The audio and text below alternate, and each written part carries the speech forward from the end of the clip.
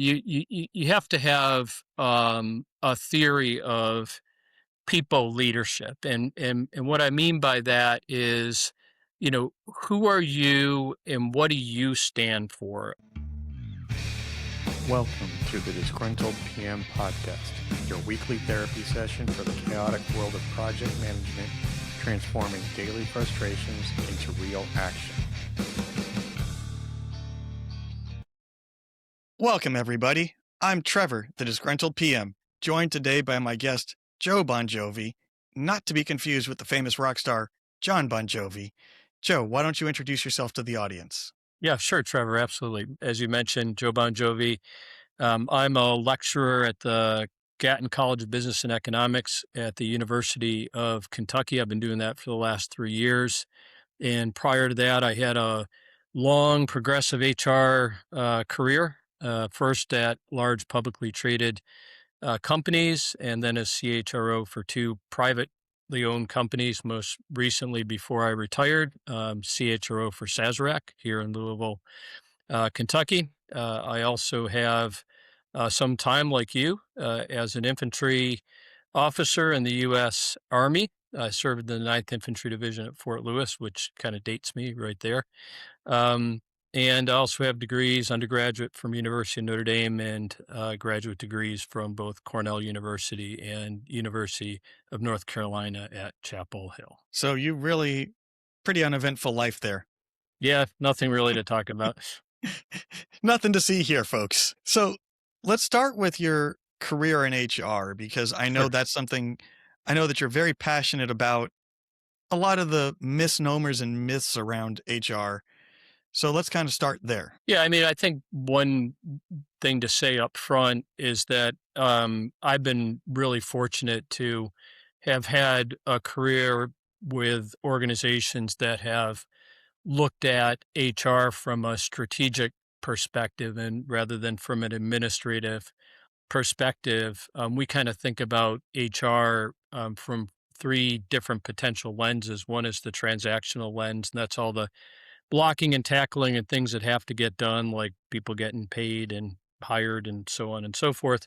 Then there's consultative HR, where you might be brought in by a business leader to help solve a business problem. Say, I need a new comp scheme or better selection or better training and development.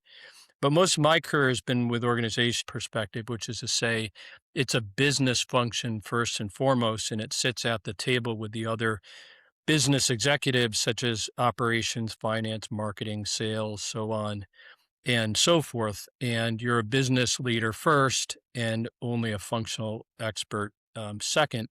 And in fact, at my time at Sazerac, my boss, the CEO, Mark Brown, he used to say, you run a business just like any other business leader. You have a P&L just like any other business leader, and you have customers just like any other business leader. So that's been my frame of reference in HR, and the kinds of organizations that I've been part of have treated HR that way, going back from when I joined GE in their leadership development program, worked at Pepsi, so on and so forth after that. And I got really good foundation in good, I think, leadership practices in the Army, and then really good strategic HR grounding when I got my master's degree in labor relations at Cornell University. So let's start, I guess, with the beginning, because I know most people think of HR and they think hiring, firing, and then also yelling at me when I make that inappropriate joke in the hallway.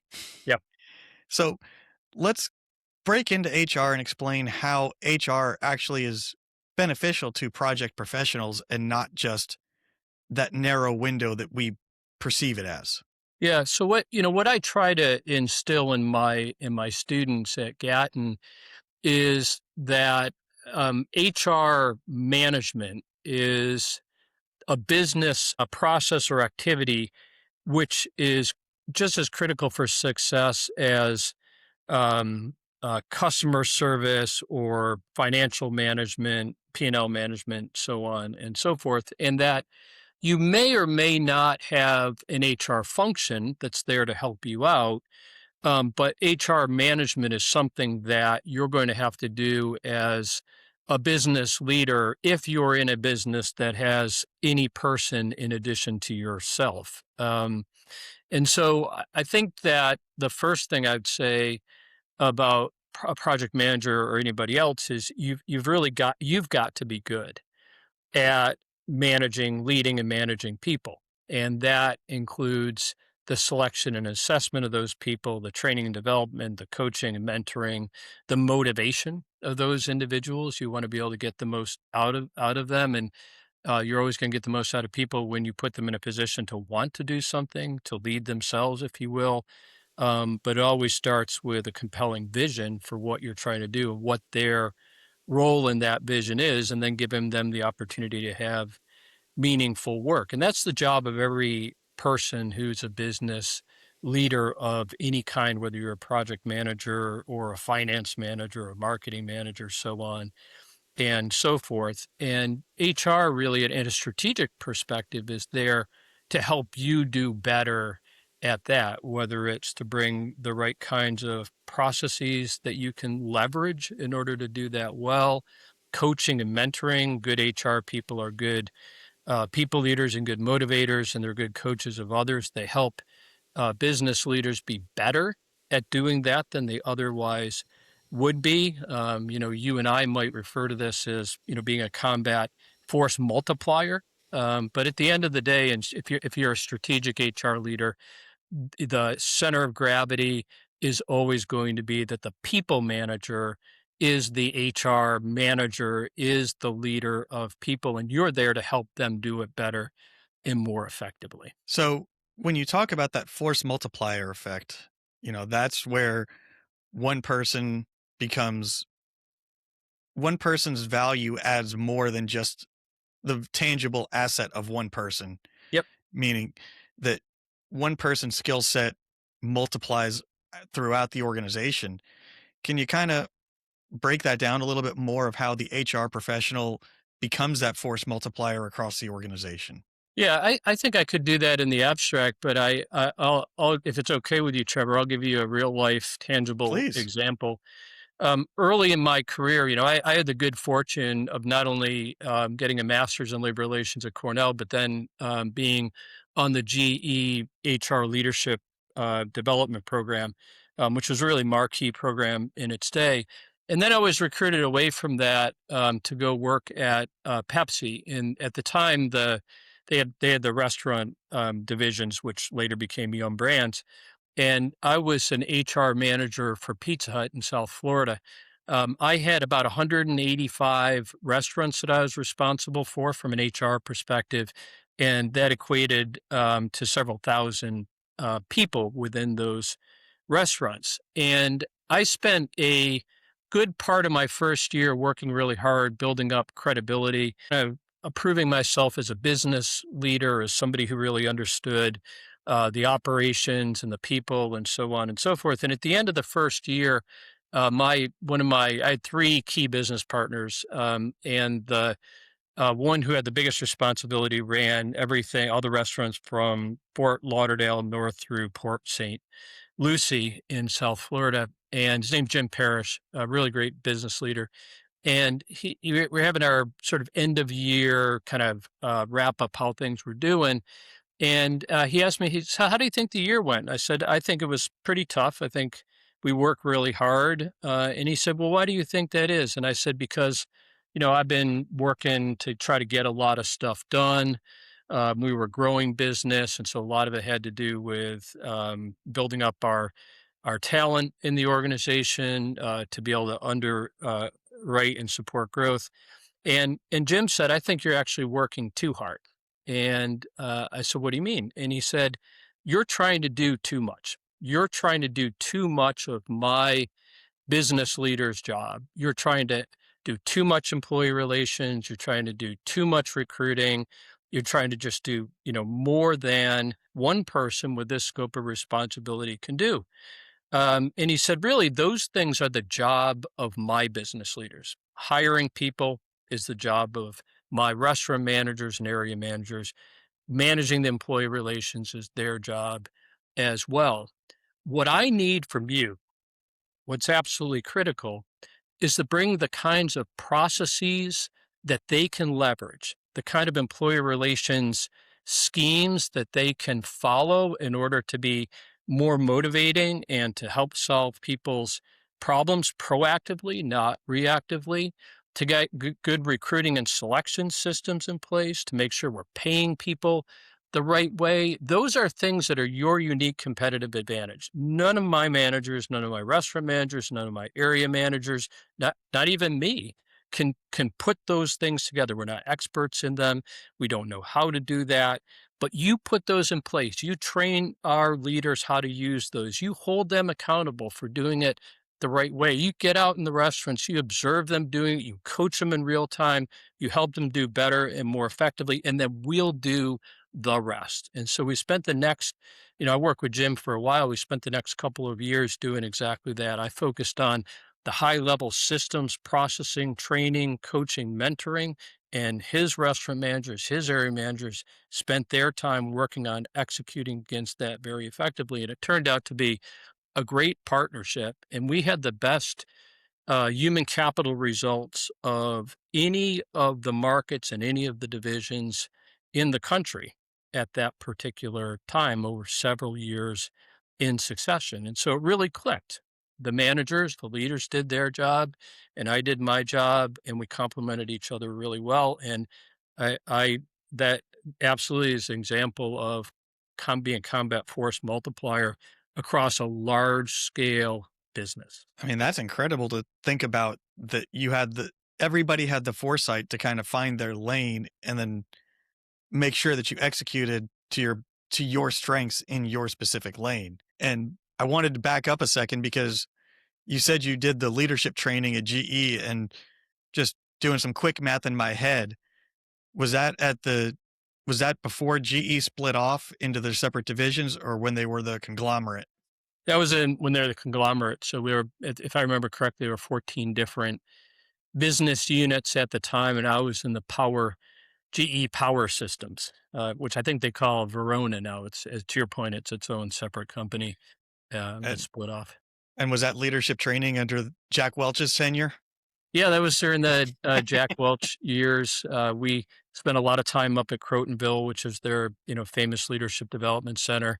We got a lot of exposure to Jack and other key leaders at the time. Yeah, that was when GE was really in its heyday and was really pushing the envelope from a performance and change and disruption, positive disruption perspective. Yeah, there's a lot of disruption and there's a lot of debates about Jack's strategies for the future versus immediate results, but we don't need to get into that today. Well, the one thing I will say is that I think the underappreciated component of GE's success at the time was actually Larry Bossidy. I was there when Larry was still around. He essentially was the experienced hand in the C suite that really helped mentor Jack and bring him along. And I think his guiding hand really got Jack off to the on the right track. And Larry, of course, later went on to Allied Signal, turned that around, then completed the integration of Allied Signal Honeywell, and he was then asked to stay on as the CEO of Honeywell. And the reason I mention this is because I actually think he had a lot more to do with the long term success of GE even than Jack did, and then he proved himself in other companies. And he's got a great book that he co-wrote with Ram Sharan called Execution. And the thing I really appreciate about that book, bringing this back to strategic HR as a combat force multiplier, is that he talks about it in the book that literally anybody can come up with a strategy. We do it in business school all the time. And but that's not the trick. The trick is being able to execute the strategy. And Jack or Larry talks about, and Ram Sharan talk about the key linkage to getting that done to turn strategy into execution is actually operationalizing it through people. And that's what he refers to as HR management. And he said that any executive, any leader is going to spend more time on HR management. In other words, making sure you have the right people, you have the right processes and systems, that people are trained and motivated effectively to do that, and that you're leading them through that, and then you're empowering them to go get that done. And in this book, Larry talks about, he says that he probably spent about 45% of his time on HR management, more time on that than anything else that he did. And this is the CEO of a multi-billion-dollar corporation. Yeah, I mean, we think of going back to those HR myths that we're trying to dispel here. Everyone thinks HR is where all the problems go, but in reality, HR is where the problems start because if you don't have, as you said, if you don't have the right people doing the right job, then you're building those problems into the process before you even start. Yeah, that's right. So let's talk about how HR management as a system becomes a core competency. Yeah. Okay. Great. Um, so you're talking about for business leaders, for project managers, Yep. for other folks like that. Yeah. Yeah. So I think first of all, you have to have a theory of people leadership, and what I mean by that is, who are you and what do you stand for? What are your grounding principles that you operate under as a professional and as a leader. You need to remain grounded, otherwise, you're going to blow with the wind with every single thing that happens. You have to know who you are in order for you to effectively lead other people. So I would start with that. Look yourself in the mirror and make sure that you really understand who you are, what your values are, and what you truly stand for, what matters to you. And then from there, your theory of the case in HR management or HR leadership then becomes, you know, what's my belief about in the importance of other people? What traits do I value in others that I'm trying to work with? And how do I want to develop them? And how do I want to lead? And how do I want to motivate them? And one of the biggest myths to dispel, Trevor, and I think, I believe this broadly, but I think this plays very directly into the question of project management and project managers is one of the great myths is that leadership is demonstrated towards the people who work directly for you. The reality is that's not leadership at all. That's management. Leadership really is about getting others whose help you need to get stuff done to follow you no matter what their relationship is with you. And so that means both the people who might be your direct reports, but more importantly, it's other people's direct reports who you need their help to get stuff done. It's your peers, it's your boss or bosses if you're in a matrix organization, and it's your boss's peers as well. And so, good, influential people leaders focus on what are all the resources that I need in order to be effective? Where are they positioned in the organization? And how do I connect with them in a way that's meaningful to them so that I can get them on board to do the things that I need them to do to get stuff done? And some of that has to do with understanding their motivation, their capabilities, what they want to do, and also engaging in a process that is generally referred to as reciprocity. In other words, people are going to be much more willing to help you out if you're willing to meet them where they are and help them with what their needs are, all within reason, of course. Yeah, that whole thing goes back to why I say the golden rule is a myth. Hmm. It's the platinum rule that is the one that we really sleep on that should be the most important thing to think of. And that is the difference between treating others the way you want to be treated is the golden rule, right? Hmm. The platinum rule is treat others the way they want to be treated. Yeah, I love that. I think that's spot on, Trevor. Understanding where they are, what their motivations are, what their needs are, and how you can help them is really I'm going to start adopting your term, the platinum rule. It's not mine. I stole it from someone else, but that's kind of the theory of how I've focused a lot of stuff around because we're both organization development professionals, and Mhm. there's a lot of theories we've learned, and there's a lot of theories that we subtly apply, but everything comes back to the same principle. It all comes back to treat others the way they want to be treated and lead through influence without needing the authority, even if you've got it. Yeah. Yeah, you're very rarely gonna have the positional authority, over enough people to get stuff done simply by leveraging that.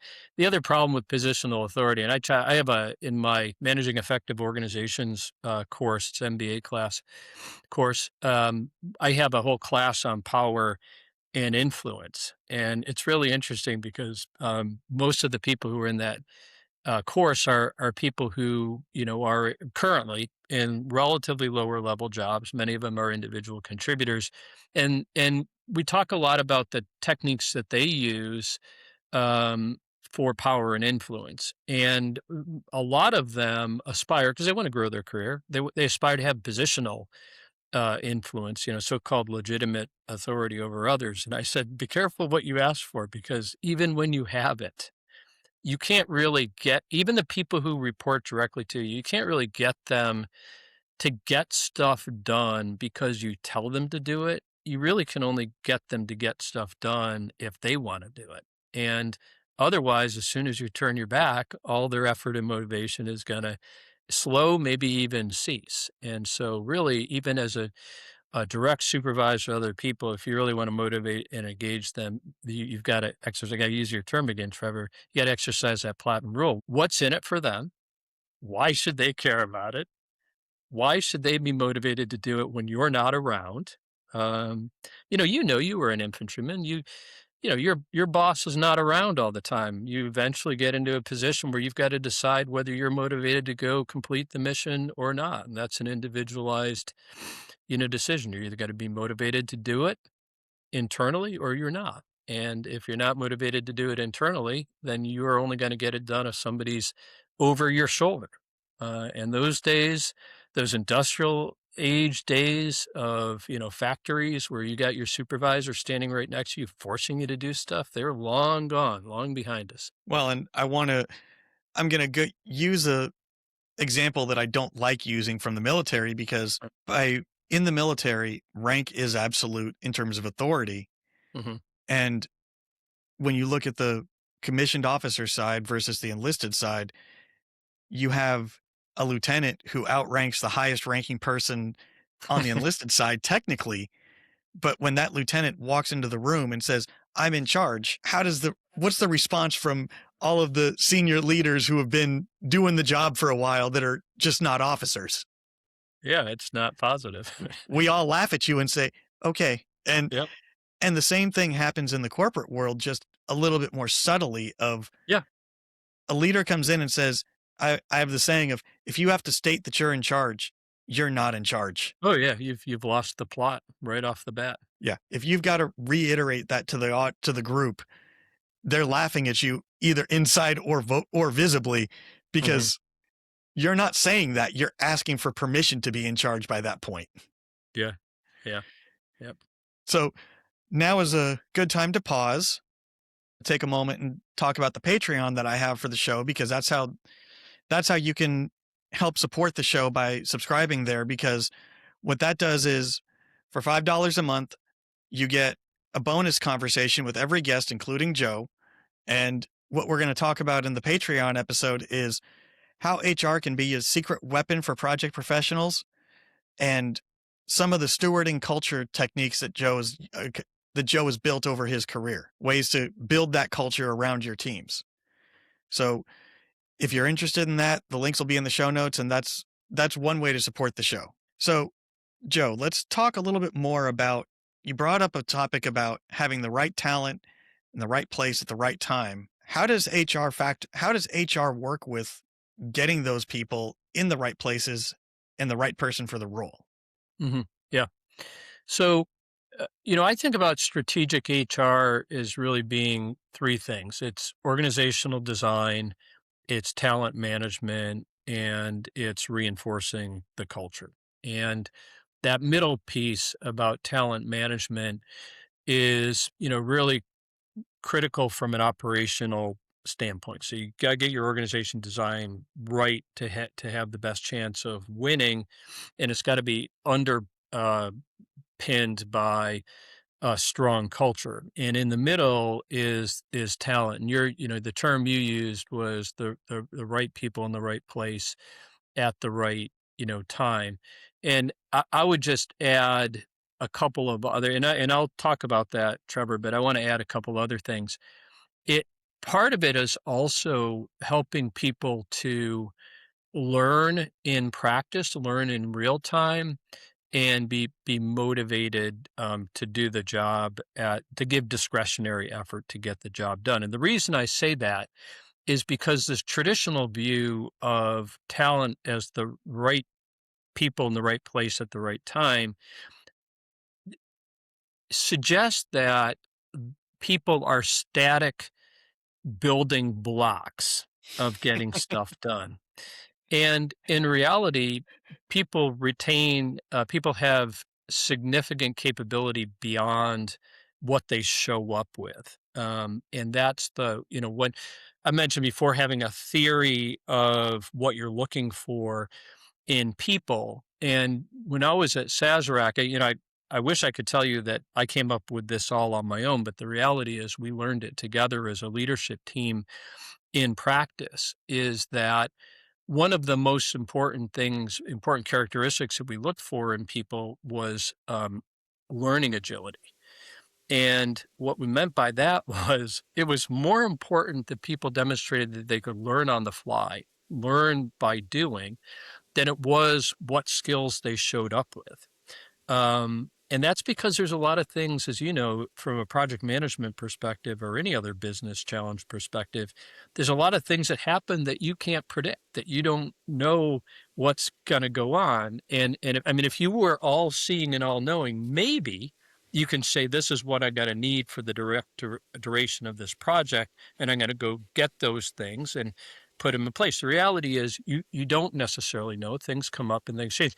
If you've got a group of people who have a static set of skills and capabilities, then you're going to be limited as you move forward. If you've got a group of people who demonstrate learning agility, the ability to learn on the fly, then they're going to be able to adapt and change as the needs change. They're going to know how to go out and learn new and different things that are required to get the job done. A second thing that we found was really critical was problem solving ability. You, stuff's going to come up. You said you don't like using bad language on here, so I'm not going to say that what I normally say. I'm just going to say stuff comes up, unpredictably. And if people aren't good problem solvers, they're going to get stuck in a rut. They're going to try to go back to what's always worked for them in the past, which might not be the right thing for this case. So, can you identify the problem? Can you get the problem resolved? Can you figure out new and different things? And often that means working effectively with others, because you don't have all the ideas that are needed yourself. So for us, that and go back to you, we were talking about this before, is influence. Are you influential with others, and can you get them to put their brains together with yours to help get the problem solved? My son is an infantry officer, but he's branch transferring to logistics, and we were talking a little bit about that. And he had some time. He did an internship at Sazerac in logistics. With Sazerac, we call that supply chain management. I know a lot of other companies refer to their operations as supply chain management. For us, that was logistics. And Brian did this internship, and we're talking a little bit about what did you learn there that you might be able to apply when you become a logistics officer in the Army. And he said, Dad, I never really thought about it as logistics per se. And I laughed and I said, well, what exactly did you think about it as? And he said, I thought about it as like being a detective and being in search of problems and issues, and then being able to solve that mystery. So he said, I always thought of myself as a bit of a detective and identifying problems and then figuring out how those problems were going to get solved.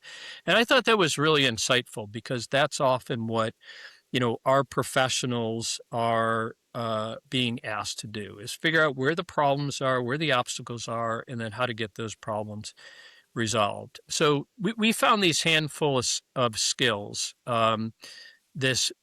learning agility or active learning, this problem solving capability, this ability to be influential with others, and then a relentless drive for results. Like I want to achieve big, audacious, important things. And we found that those were the four most important things. Now, obviously, if you start off with good technical skills and good education and things like that, that's great. That gives you a leg up.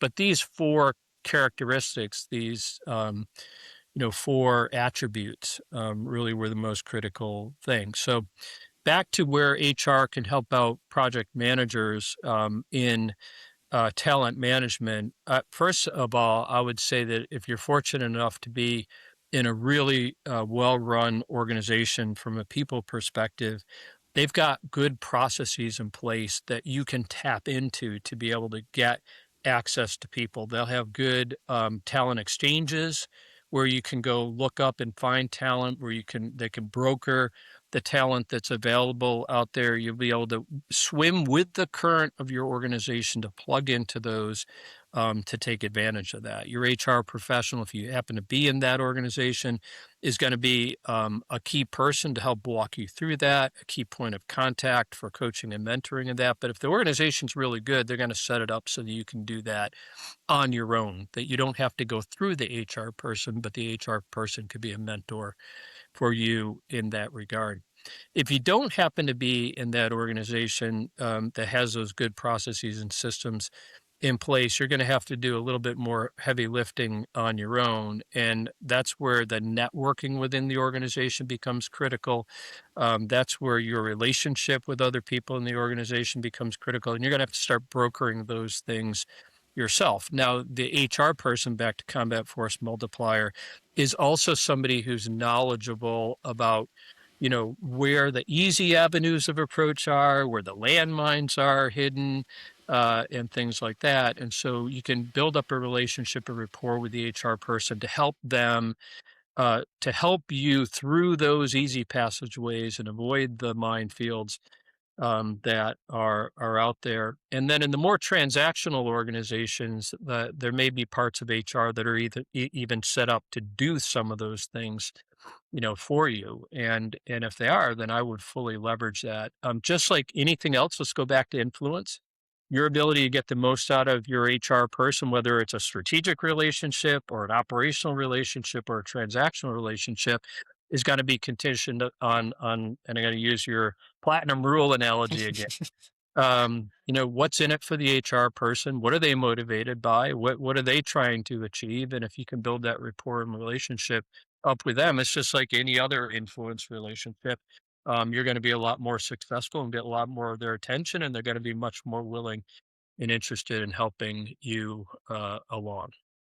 So, Joe, I'm going to break one of my show rules that I Mhm. have, which Okay. is I don't ask questions that I already know the answers to my Yeah. guests because Yeah. I want to hear the stories firsthand and react the same way the audience does. But for the audience, Joe and I have lunch probably about once a quarter, and we talk about life, we talk about professional stuff. And you told me a story once, I think it was this past time we had lunch, about how you were trying to get executives to change their approach of recruitment. And if I think this is a very valuable story for the audience who are looking at roles, because you told me about how you were trying to get the executives to stop looking at Ivy League schools. And why don't you take it from there? Yeah. So I, I kind of intuitively knew this, but this also is Laszlo Bach was at one point in time the head of HR for Google. And there's this really good anecdote inside of the book where we think of Google today as being the place where everybody in the world would want to go work. So you could just show up at Harvard MBA and everybody would go to the Google recruiting.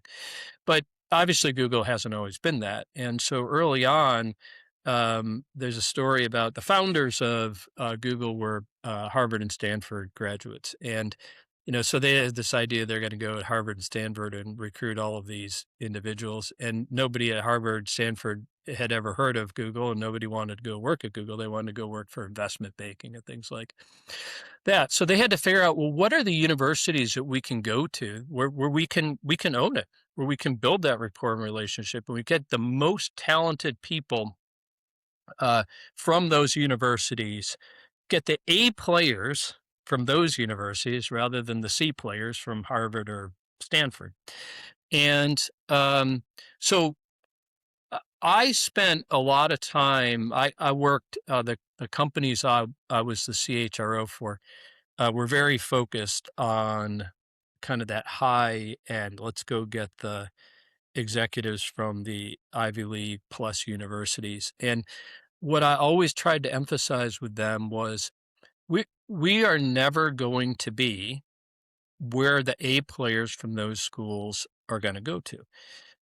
We have to figure out, where do we have a unique competitive advantage? Where do we have a niche, either because we have alumni from those universities, or because we're geographically located in those universities, or because they have programs that are oriented towards what we do, where people are really motivated, and we are literally going to get the smartest, most talented, hardest working, most committed people who are going to come there. And then once we get a few of those, then we're going to get a lot of those. And eventually we're going to become the place for those people to go.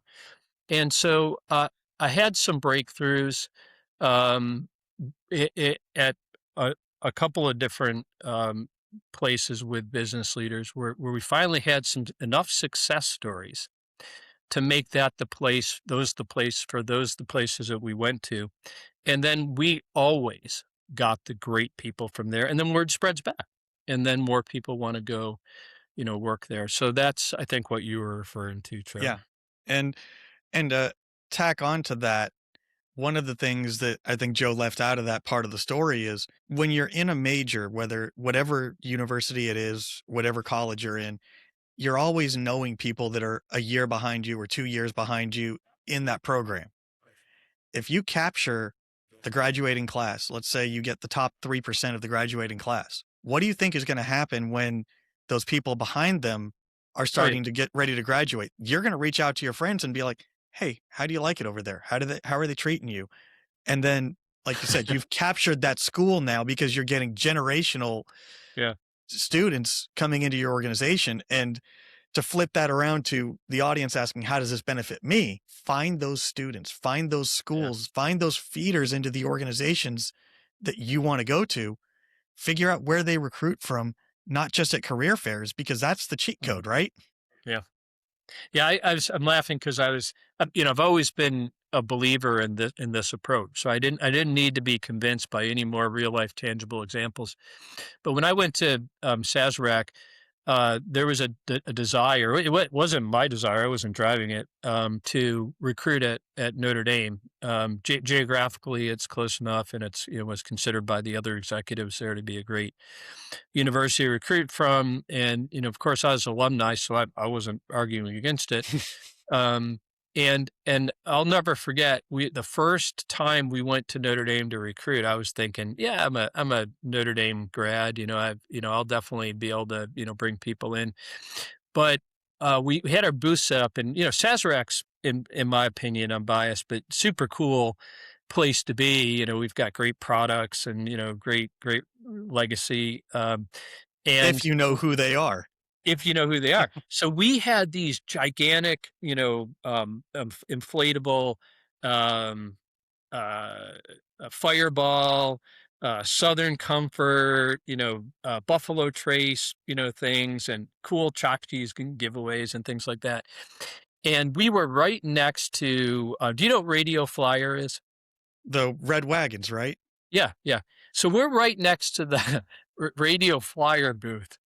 And I was thinking in my mind, there's no way that anyone is going to walk down this hallway and go to Radio Flyer if they can come to Sazerac. So the doors open up, and this line starts to form in front of Radio Flyer. And I'm thinking, like, what is going on? Are they like giving away money or something? How are they getting all these people there? So, nobody's coming to Sazerac.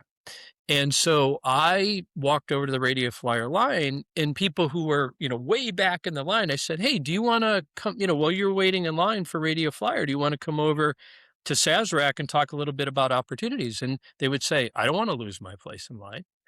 So this goes on all day. And finally, at the end of the day, when we're all done, I said to the Radio Flyer recruiter, like, "What is going on? Like, how do you what are you giving away that's getting people?" She said, "We're not giving anything away."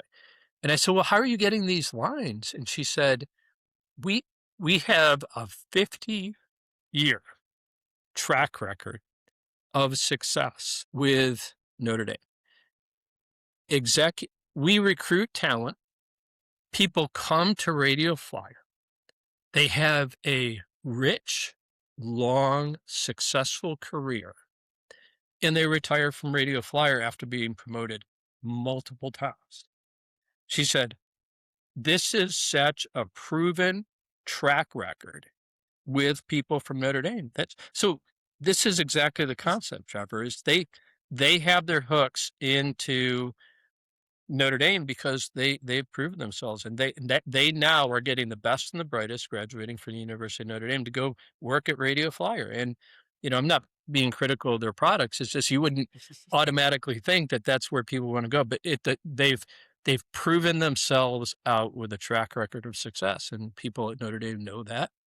And we had to prove that out over time ourselves at Sazerac, but it wasn't going to happen day one. We had to get those top graduates, and they had to go back to Notre Dame. They had to tell the story, and they had to talk about what the success looked like for them and why people should go there. And that just doesn't happen day one. That happens over time.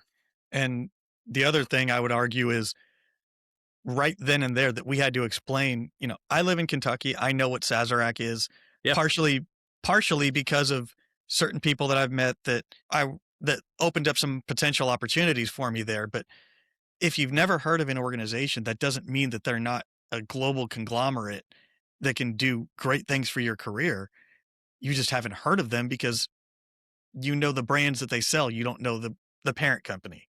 Yeah, that's right. That's right. And, So since you kind of opened up the, Pandora's box, what ultimately, happened with us was at Sazerac was first of all, there's amazing students at University of Kentucky, University of Louisville. Um, both of which are within probably a half an hour to 45 minutes of Sazerac's corporate headquarters for the audience to understand the geography of this. Yeah, I mean, if you think about it, if you're in Lexington, so Lexington is about out. If you drive straight from Lexington to Middletown in Louisville, it's about an hour. University of Louisville's like there, and but if you got the Sazerac's Barton 1792 down in Bardstown, you've got the Glenmore Distillery in Owensboro, you've got the distillery up in New Albany. And then you've got the Buffalo Trace distillery as well in Frankfurt. And so you think about that, and then to your point, the corporate headquarters in Louisville, and you think about that, you could do a lot of different things throughout your career, within a commutable distance. Um, Without ever having to move. without ever having to move. And then if you did want to move, you've got other opportunities in, Maine and Maryland and now in Texas with buzzballs. But so you can move. You can move internationally. You can go to Europe or Asia or places like that. But if you don't want to move, you can still have a robust, career being here. And so to your point, that's a big selling point to the most talented students who are graduating from University of Louisville or graduating from University of Kentucky, whether they're in the, College of Engineering or they're in the College of Business or College of Agriculture, where the, Beam Institute for Kentucky Distilled Spirits is. Both of them have distilled spirit certificates. And so you can end up really owning the best and the brightest coming out, and then that becomes a reinforcing, people get excited about it. Sazerac shows up or Sazerac entities show up and, people know when you become the radio flyer of Exactly. the University of Kentucky. But it took time to sell that, vision, and to have it play itself out, which I guess is another thing about talent management is you you're not gonna flip the script overnight. You have to build a track record of success. All that success that we had at Pizza Hut early in my career didn't happen year 1.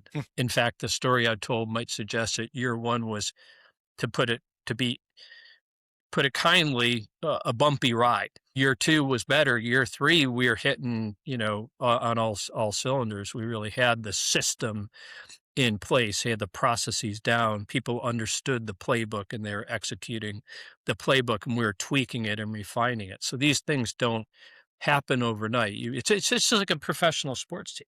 If you want to get a great team on the field, it's not going to happen year 1. It may not You even gotta be happen year. terrible for a few years to get those draft picks. Yeah, 100%. When Lou Holtz went to Notre Dame, he had 2 losing, years. People forget that, but it takes time to get that system in place. And as long as you're making progress, as long as there's tangible evidence of progress, then you got to let that play itself out. Joe, now it's time for my guest question that gets every guest gets a specialized question. Yeah. And I would be remiss if I did not bring this up because your last name is, like I said in the beginning, you are not John Bon Jovi, but it is shockingly similar to his last name. And it's my understanding that John Bon Jovi's legal last name is the same spelling as yours. Yeah, Any relation? he's my, third cousin or second cousin once removed. He has actually changed his legal name Oh, to okay.